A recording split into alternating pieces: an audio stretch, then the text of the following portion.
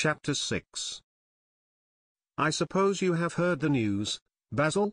said Lord Henry that evening as Hallward was shown into a little private room at the Bristol where dinner had been laid for three. "No, Harry," answered the artist, giving his hat and coat to the bowing waiter. "What is it?" "Nothing about politics, I hope." "They don't interest me." "There is hardly a single person in the House of Commons worth painting, though many of them would be the better for a little whitewashing." "Dorian Gray is engaged to be married," said Lord Henry, watching him as he spoke. Hallward started and then frowned. "Dorian engaged to be married!" he cried. "Impossible!" "It is perfectly true." "To whom?" "To some little actress or other." "I can't believe it. Dorian is far too sensible. Dorian is far too wise not to do foolish things now and then, my dear Basil. Marriage is hardly a thing that one can do now and then, Harry, except in America," rejoined Lord Henry languidly. "But I didn't say he was married. I said he was engaged to be married. There is a great difference. I have a distinct remembrance of being married, but I have no recollection at all of being engaged. I am inclined to think that I never was engaged. But think of Dorian's birth, and position, and wealth. It would be absurd for him to marry so much beneath him. If you want to make him marry this girl, tell him that, Basil. He is sure to do it, then. Whenever a man does a thoroughly stupid thing, it is always from the noblest motives. I hope the girl is good, Harry. I don't want to see Dorian tied to some vile creature, who might degrade his nature and ruin his intellect." "Oh, she is better than good, she's beautiful," murmured Lord Henry, sipping a glass of vermouth and orange bitters. "Dorian says she is beautiful, and he is not often wrong about things of that kind. Your portrait of him has quickened his appreciation of the personal appearance of other people. It has had that excellent effect, amongst others. We are to see her tonight, if that boy doesn't forget his appointment." "Are you serious?" "Quite serious, Basil. I should be miserable if I thought I should ever be more serious than I am at the present moment. But do you approve of it, Harry?" asked the painter, walking up and down the room and biting his lip. "You can't approve of it, possibly. It is some silly infatuation. I never approve, or disapprove, of anything now. It is an absurd attitude to take towards life. We are not sent into the world to air our moral prejudices. I never take any notice of what common people say, and I never interfere with what charming people do. If a personality fascinates me, whatever mode of expression that personality selects is absolutely delightful to me. Dorian Gray falls in love with a beautiful girl who acts Juliet, and proposes to marry her. Why not? If he wedded Messalina, he would be none the less interesting. You know I am not a champion of marriage. The real drawback to marriage is that it makes one unselfish. And unselfish people are colorless. They lack individuality. Still, there are certain temperaments that marriage makes more complex. They retain their egotism, and add to it many other egos. They are forced to have more than one life. They become more highly organized, and to be highly organized is, I should fancy, the object of man's existence. Besides, every experience is of value, and whatever one may say against marriage, it is certainly an experience. I hope that Dorian Gray will make this girl his wife, passionately adore her for 6 months, and then suddenly become fascinated by someone else. He would be a wonderful study. You don't mean a single word of all that, Harry. You know you don't. If Dorian Gray's life were spoiled, no one would be sorrier than yourself. You are much better than you pretend to be." Lord Henry laughed. "The reason we all like to think so well of others is that we are all afraid for ourselves. The basis of optimism is sheer terror. We think that we are generous because we credit our neighbor with the possession of those virtues that are likely to be a benefit to us. We praise the banker that we may overdraw our account, and find good qualities in the highwayman in the hope that he may spare our pockets. I mean everything that I have said. I have the greatest contempt for optimism. As for a spoiled life, No life is spoiled but one whose growth is arrested. If you want to mar a nature, you have merely to reform it. As for marriage, of course that would be silly, but there are other and more interesting bonds between men and women. I will certainly encourage them. They have the charm of being fashionable. But here is Dorian himself. He will tell you more than I can. My dear Harry, my dear Basil, you must both congratulate me," said the lad, throwing off his evening cape with its satin-lined wings and shaking each of his friends by the hand in turn. "I have never been so happy. Of course, it is sudden all really delightful things are. And yet it seems to me to be the one thing I have been looking for all my life." He was flushed with excitement and pleasure, and looked extraordinarily handsome. "I hope you will always be very happy, Dorian," said Hallward, "but I don't quite forgive you for not having let me know of your engagement." "You let Harry know, and I don't forgive you for being late for dinner," broke in Lord Henry, putting his hand on the lad's shoulder and smiling as he spoke. "Come, let us sit down and try what the new chef here is like, and then you will tell us how it all came about." "There is really not much to tell," cried Dorian as they took their seats at the small round table. "What happened was simply this. After I left you yesterday evening, Harry, I dressed, had some dinner at that little Italian restaurant in Rupert Street you introduced me to, and went down at 8 o'clock to the theatre. Sybil was playing Rosalind. Of course, the scenery was dreadful and the Orlando absurd.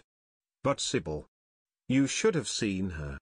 When she came on in her boy's clothes, she was perfectly wonderful.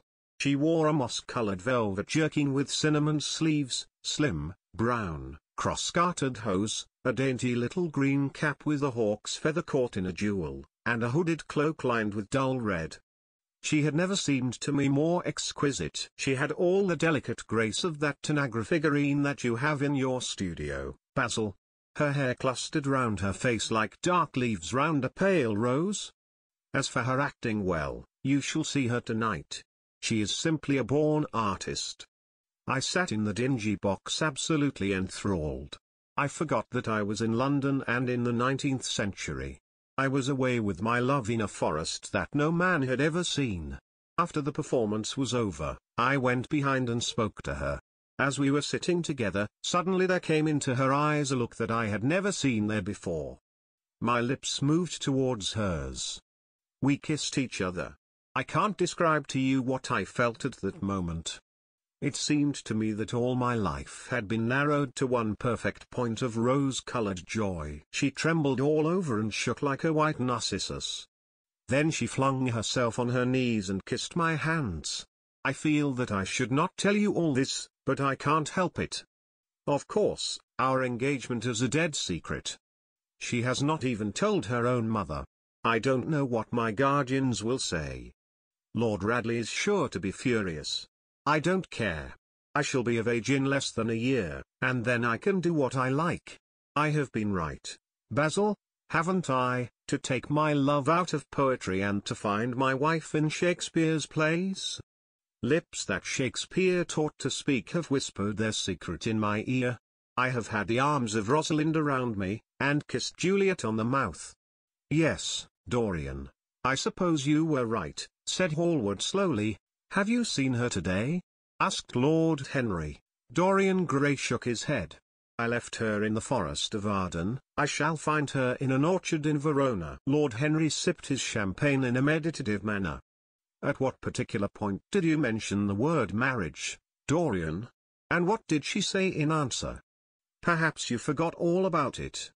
My dear Harry, I did not treat it as a business transaction, and I did not make any formal proposal. I told her that I loved her, and she said she was not worthy to be my wife. Not worthy? Why, the whole world is nothing to me compared with her. Women are wonderfully practical, murmured Lord Henry, much more practical than we are. In situations of that kind we often forget to say anything about marriage, and they always remind us. Hallward laid his hand upon his arm. Don't, Harry. You have annoyed Dorian. He is not like other men. He would never bring misery upon anyone. His nature is too fine for that. Lord Henry looked across the table. Dorian is never annoyed with me, he answered. I asked the question for the best reason possible, for the only reason, indeed, that excuse is one for asking any question, simple curiosity. I have a theory that it is always the women who propose to us, and not we who propose to the women. Except, of course, in middle-class life. But then the middle classes are not modern. Dorian Gray laughed, and tossed his head. You are quite incorrigible, Harry, but I don't mind. It is impossible to be angry with you. When you see Sybil Vane, you will feel that the man who could wrong her would be a beast without a heart. I cannot understand how anyone can wish to shame the thing he loves. I love Sybil Vane. I want to place her on a pedestal of gold and to see the world worship the woman who is mine. What is marriage? An irrevocable vow. You mock at it for that. Ah! Don't mock. It is an irrevocable vow that I want to take. Her trust makes me faithful, her belief makes me good. When I am with her, I regret all that you have taught me.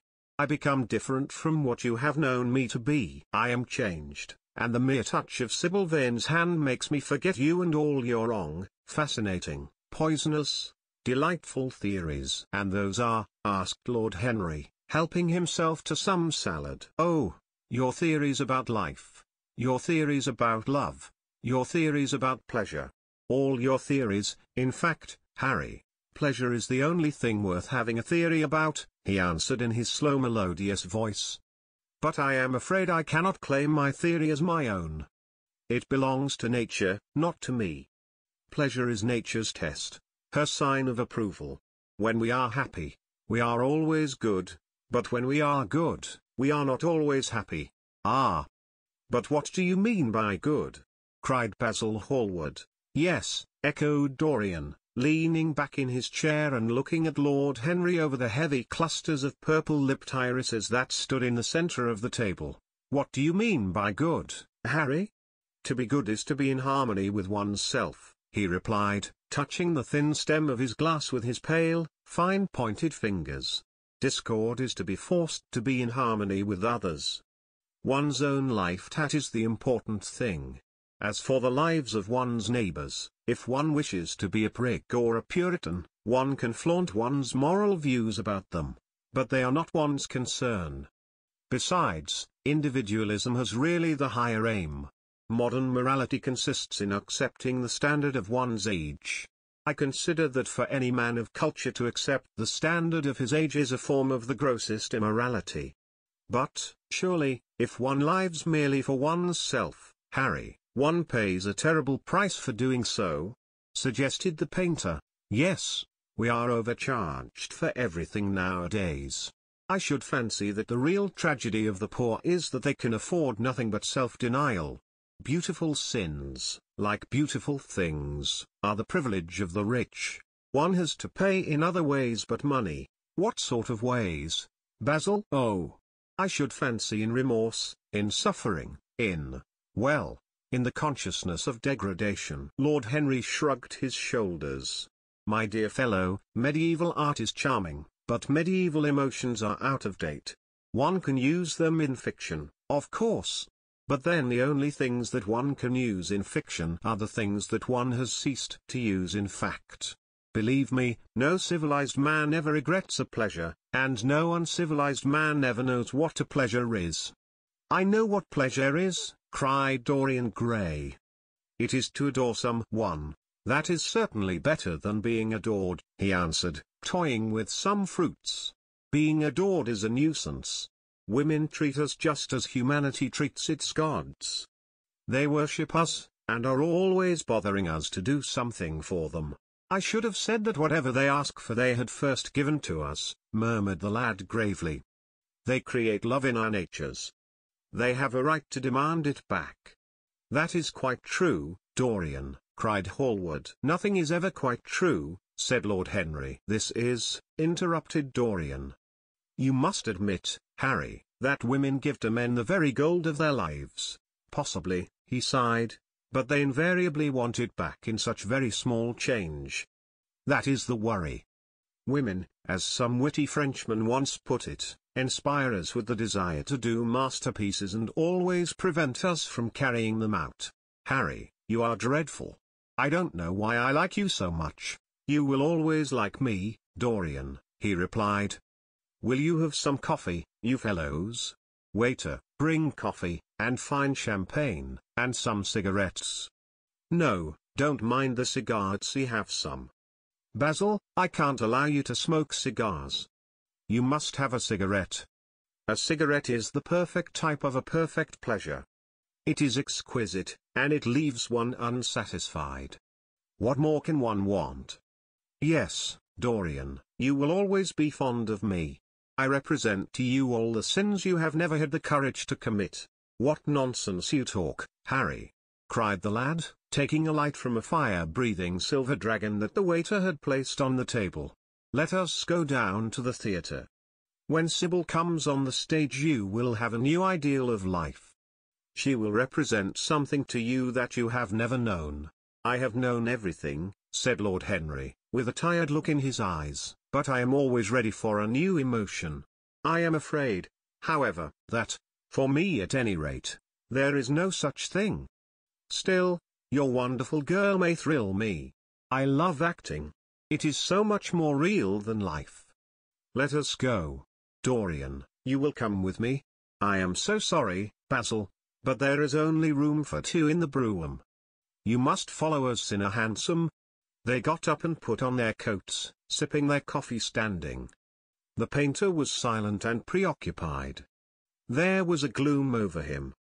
He could not bear this marriage, and yet it seemed to him to be no better than many other things that might have happened. After a few minutes, they all passed downstairs. He drove off by himself, as had been arranged, and watched the flashing lights of the little brougham in front of him. A strange sense of loss came over him. He felt that Dorian Gray would never again be to him all that he had been in the past. Life had come between them, his eyes darkened, and the crowded flaring streets became blurred to his eyes. When the cab drew up at the theatre, it seemed to him that he had grown years older.